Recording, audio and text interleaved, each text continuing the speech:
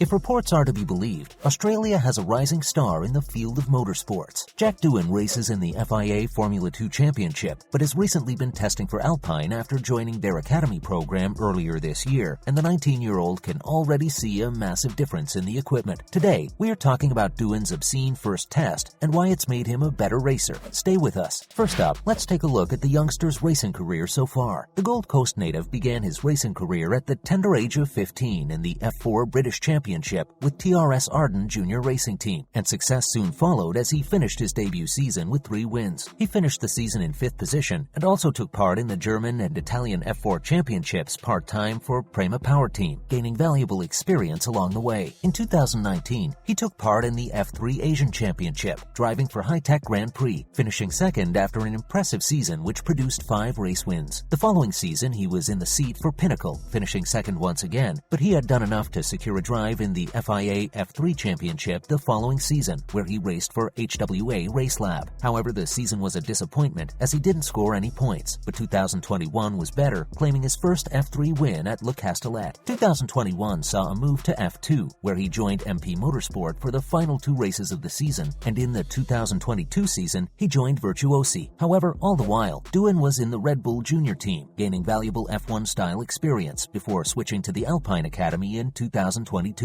If Doohan can realize the huge potential he has, he could become the first Aussie to win a driver's championship in over 40 years, since Alan Jones. But he has a long way to go before all that. What have you made of his career so far? We're discussing his comments after his first F1 test now. Stick around. Having had his first F1 test in early May, the young Aussie driver has claimed the machinery he was working with was outrageous, whilst also revealing it had a positive effect on his F2 career. Whilst testing as part of his Alpine Academy program, Doohan made mention of the fact that the step up in quality of equipment was extraordinary, much bigger and better than he had expected. He said, "There were elements definitely that I knew were going to be extreme, but then when it actually happened, they definitely surprised me. The braking performance was just obscene. It's just absolutely unbelievable." Of course, you would expect a car that is capable of speeds of more than 200 mph to have some pretty decent brakes, but Doohan went on to say how he knew the brakes were going to be efficient, but labeled his first hard braking zone as a proper head slapper. And racing is in the family for Doohan, whose dad Mick is a 5-time motorcycling champion, but that didn't help him predicting when to brake, as he described the experience as extreme. Doohan also went on to claim the amount of downforce and the speed you can just roll in was just outrageous. Describing the whole test as magnified by 10 from what he was used to, he explained that it was a really cool experience. Wow, can you imagine driving one of those cars for the first time? So, what else did he have to say? Stay tuned to find out. Well, he has admitted that the whole experience has greatly benefited his career in F2, explaining that after experiencing an F1 car, you instantly know the areas you need to improve on, as well as the areas you are good at. I mean, a hypersensitive machine like that will be able to tell you a few things about your driving performance, no doubt. After experiencing the F1 car, his performance immediately improved, finishing second in the Spanish, having started on pole. He said, "What I took away from Formula 1 coming back to Formula 2 is that there were so many things that were happening over the lap in the Formula 1 car. I just took that as an advantage when I came back to Formula 2 and maybe only had to change the brake bias once or twice a lap." He also said that coming back into a slower car gave him more time to think and has put him in a good position going forward. And after question marks were raised following his decision to join Alpine, it seems the youngster has now been vindicated, as he claimed the experience was the whole reason he joined Formula 1. He spoke of the good relationships he was building in the F1 team and revealed that another reason he joined Alpine was to grow more as a driver. Next up, we're discussing the issue of porpoising. Stay with us. Valtteri Bottas has warned the powers that be that if porpoising is allowed to continue, then it could have adverse effects on drivers, possibly causing more injuries. The phenomenon occurs as new car designs cause the high-performance drives to bounce as they travel at high speeds, which has already seen Lewis Hamilton warn he was worried about his fitness for the upcoming Canadian GP. And Finnish driver Bottas said he has noticed how sore some of the drivers are after races this season, saying, "Some of the certain speeds and corners, the cars are less under control because of it. It is definitely a topic and it's getting quite serious." And he's not the only driver who has complained about the issue, as his replacement at Mercedes, George Russell, also mentioned how bouncing cars have become a safety concern of late. Bottas went on to claim that cars injuring drivers is not sustainable, and that's not how it should be, and of course, he is right. Safety should come first, before anything else. The sport is dangerous enough without adding to the issue by bouncing cars. The problem occurs when the floor of the car is temporarily too close to the ground, so that downforce is lost until the car regains its height. And Bottas went on to say, "We as drivers spoke with FIA at the last race and made the point pretty clear that we would like to seek any options in the future on how we can improve it. What do you guys make of this issue? We're talking about Lewis's defense of a new Sky reporter now. Stay tuned. At the start of the current F1 season, UK sports channel Sky Sports brought on board a new reporter in the shape of Naomi Schiff. And if you are familiar with the world of racing, you will probably have heard Schiff's name mentioned before, as she won the KTM Expo GT4 back in 2015. And thanks to her competitive history, it's safe to say she knows what she's talking about. But that's not good enough for some people. Schiff was targeted earlier this week by a person who can only really be described as a mouth breather, who suggested she was only given the job because of her gender. Such archaic points of view are what society these days is trying to stamp out, and Hamilton was quick to jump to her defense, tweeting, "Naomi is an ex-professional racing driver and totally qualified to give her opinion as part of the Sky team. She's been a great asset since joining, and we should welcome more representative broadcasting with open arms. We still have a long way to go to change these attitudes in sport." And of course, he's right. The person probably had no idea she had raced previously and had just assumed she had been given the job to even out some perceived gender quota. The tweet was quickly deleted, but this only really goes to show just how far we have to go to get where we want to be as an equal society. What did you guys make of this? And finally, George Russell has issued a warning to his team. Somewhat surprisingly for a team who has won 8 Constructors' Championships in a row, Mercedes are not having this season all their own way, with some suggesting they are being hindered by revised technical regulations. The team's drivers, Lewis Hamilton and George Russell, have been hit with the aforementioned porpoising issues, and Russell himself spoke about the importance of being able to compete with the top cars, even with the porpoising issue. Whilst admitting that the challenge was bottoming, he said, "I think it doesn't matter what boat you're in. Either you've got the porpoising and you're hitting the ground, and if you don't have porpoising, you're running the car millimeters to the ground and you're bottoming out. I'm feeling it on the back at the moment, but nevertheless, we've got to keep on working hard to find more performance and understand what we need to do to unlock that." And whilst saying that he doesn't expect any changes for Canada, he suggested the team could have something in the pipeline for Silverstone. What have you made of Mercedes' season so far? As usual, thanks for dropping in today, and remember to join us again next time for some more fun and games. And don't forget to subscribe to our channel so you don't miss out on more great videos in future. Bye guys!